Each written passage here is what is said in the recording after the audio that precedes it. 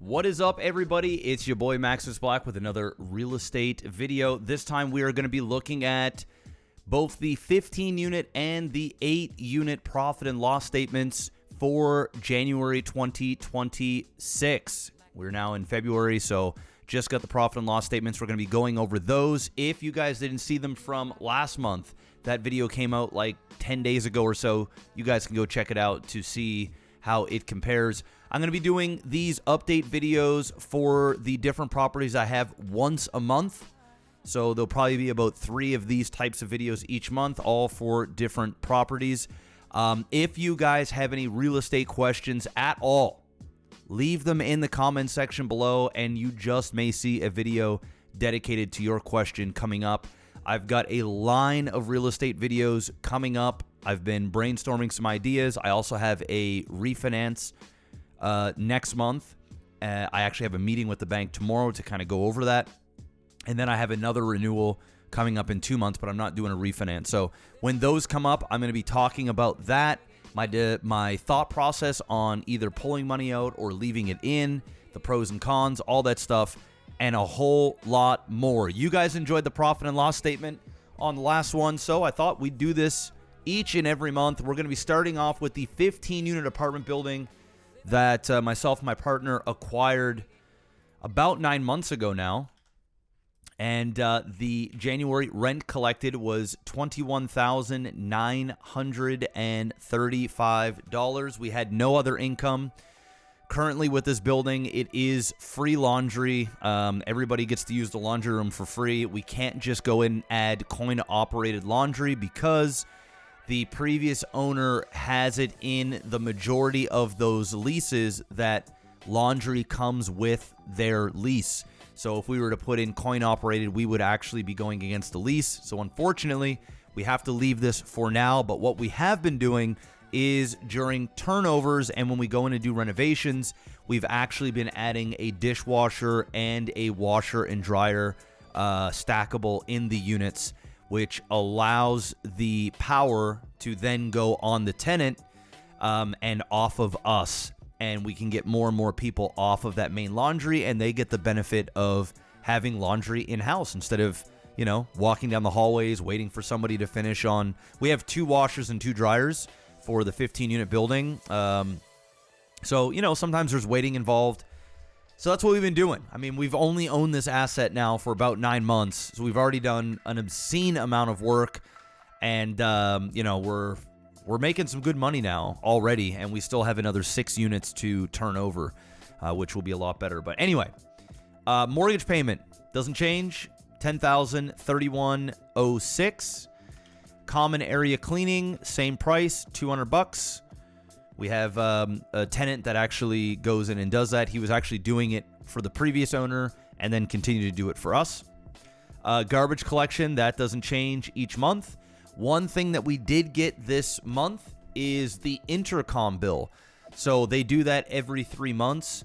So this intercom bill was for November, December, and January. It was $153.93. Then this I actually didn't know about until I went over it. We had to do the remainder. I guess we owed a little bit more money for the back door repair. On the last profit and loss statement, when we had a turnover and people were moving old washer dryers and ovens and stuff out of the building, they cracked the back door, which was a safety hazard. So we had to get that replaced, especially with the cold weather. So yeah, I think that cost us $1,200 before. They must have added something, or this is the remainder of the payment.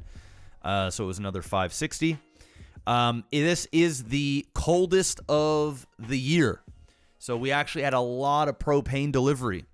The first month so in December, we actually only had 2 deliveries for the whole month. And in January, we had to do 3 propane deliveries. So in this building, there's a new propane heating system. And yeah, they basically got to come, and it was basically every 10 days, they had to refill these tanks to heat the building.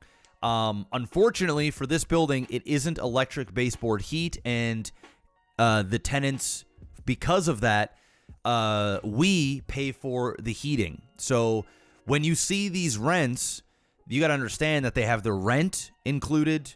Obviously, they have their laundry included, they have their heat included, and their water included. And for 6 of the other units, they actually have their power included as well. But we managed to get 9 of those off when we did turnovers. So again, the previous owner, he had a lot of operational expenses. We're continuously bringing those down, which is helping out our NOI, or net operating income, which then again helps the value of the asset go up. When it comes to large multi-family properties, it's all about the NOI. It isn't about comps or comparables. It's about what the asset can do. There's a comp comparable to a degree, but it really boils down to what is your profit and losses? What is your net operating income? All right. And the best way to do that is to get more income and bring down expenses. So that's what we've been aggressively trying to do since we've had ownership. Another thing is we had a stove that went out in one of the units. We had to replace that. That was $1,000. So that was the stove with delivery install. And of course, these are in Canadian dollars, by the way. If you're thinking that's a little expensive. And what we decide to do is when things like this happens, we have good cash flow. We're not slumlords. When things go bad, we buy things brand new and we replace things so that people have a brand new appliance or a brand new whatever the case may be. And that way we get warranty. The products, they last longer, instead of skimping out and going on Facebook Marketplace and buying a used, stove for $150. We would rather put in new stuff and have it last. And, it's nice for the tenants as well. We had a heating issue for, I guess, units 6, 8, and 15, and one of the a common area. So we got that repaired. That was $581. Again, the winter time is always the most expensive because of heating, especially with heating systems that aren't on for 7, 8 months straight, pretty much. You just get these maintenance and things like that. So there was that. So total operational expenses was $16,194, which gave us cash flow of $5,740. So not bad at all, considering this is our heaviest month in heating. This is now taken care of, so next month we won't have another, glass bill, and hopefully we don't have another stove that goes out. So. And a heating issue. So, I mean, right there is a good, $2,100 in stuff that, typically doesn't happen. But usually every month there is something. It's usually $1,000, $1,500 of some sort of repair or maintenance. So there it is. That's great. I'm very happy with that. $5,740. Again, we still have 6 more units. We had about another $3,000 in rent that we have to get up over the next few years. So far, so good. Let me know what you guys think. Next up, we've got the 8 unit, which is what you're seeing below me, is actually 4 duplexes all next to each other. We purchased this, 3 years ago now? Actually, I think it was 3 years in November, so just over 3 years ago. We paid... In case you guys are new, we paid just over $1 million for these 4 duplexes, and then we put it like $145,000 in renovations. We ended up turning over all 8 units within 2 years and 3 months. We got all the units up to market rent. We did strategic renovations, and the properties then appraised for 2.1 something million. It was like 2.16 or something along those lines. So we have more than doubled our money in this in terms of equity. What we did is we did a cash out refinance 2 years and 3 months in. We paid a $15,000 fee to break our term, and we managed to pull out, we pulled out like $750,000, almost $800K, and that allowed us to buy this asset, right? So because of that, we then had to take on more debt because we were pulling out equity after we got the reappraisal and refinance. And our new mortgage payment, first, let's talk about our Rent collected was $14,072. We have no other means of income, so that's our total. So our mortgage payments actually went from $5,500 to $8,326 after the refinance. So before the refinance, we were cash flowing about $5,500 a month, and you're going to see where we're at now.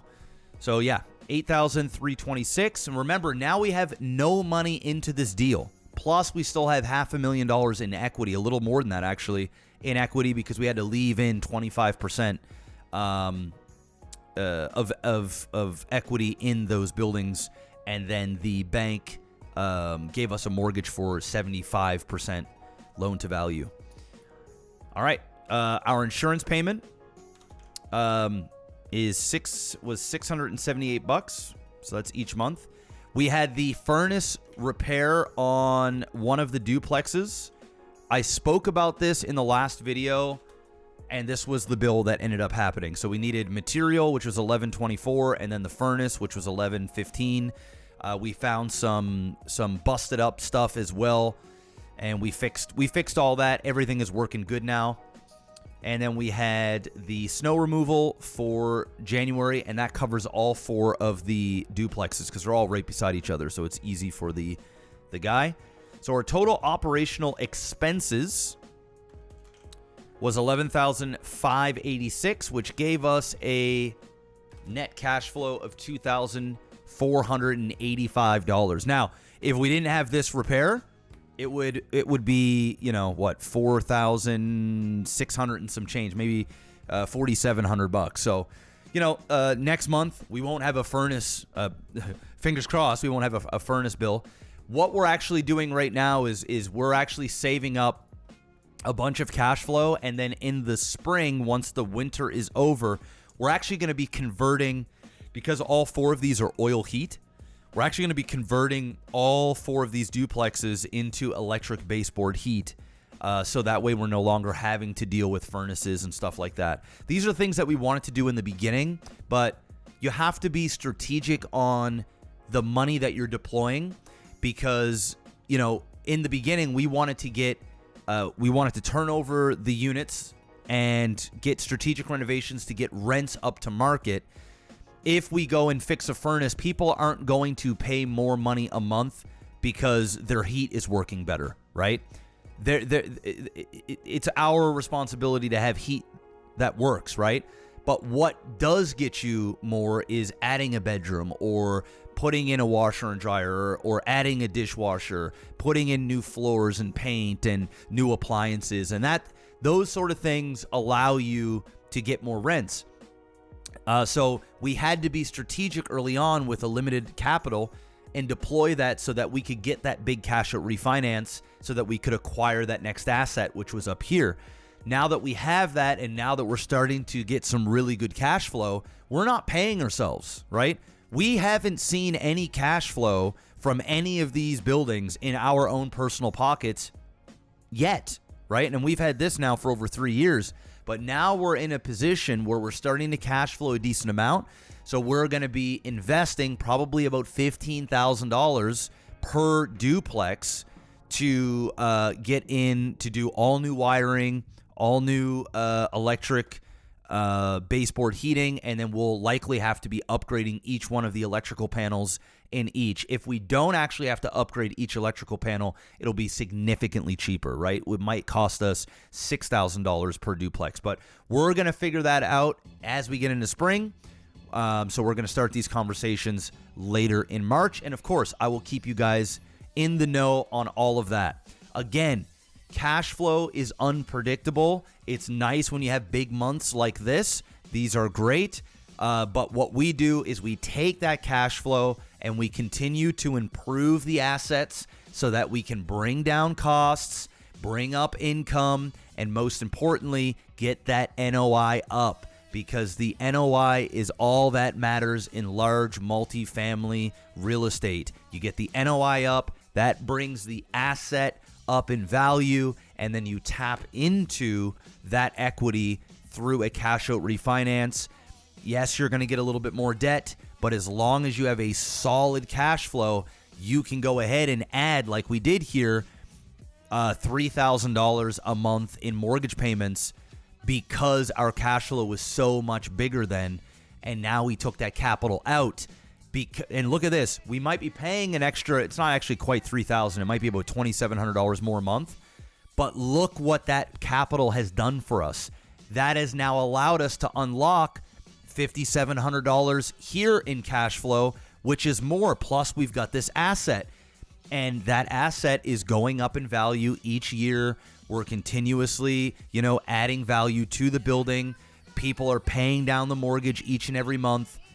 That's the name of the game. This is how you scale using debt the proper way with real numbers, a real game plan, and good execution and property management. So between the 23 units, last month, we have made $8,225.53. And that is after a bunch of repairs, maintenance, that sort of stuff, a good $5,000 worth of it that we weren't really expecting. Imagine if we didn't have that month, we would be a good $13,000 in cash flow. But that's okay. 82.25 is pretty good for me. What do you guys think in the comment section below? I'm trying to make these videos a little bit more compact, condensed, quick.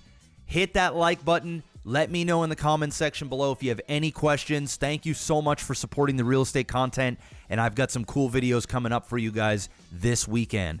Tomorrow is my wife's birthday, so I'm going to be taking that off, but expect another real estate video on Friday and throughout the weekend. Thank you so much, guys. Again, hit the like button, leave that comment, and if you're getting anything out of this, maybe share it to a friend. All right? We'll see you on the next one. Peace out.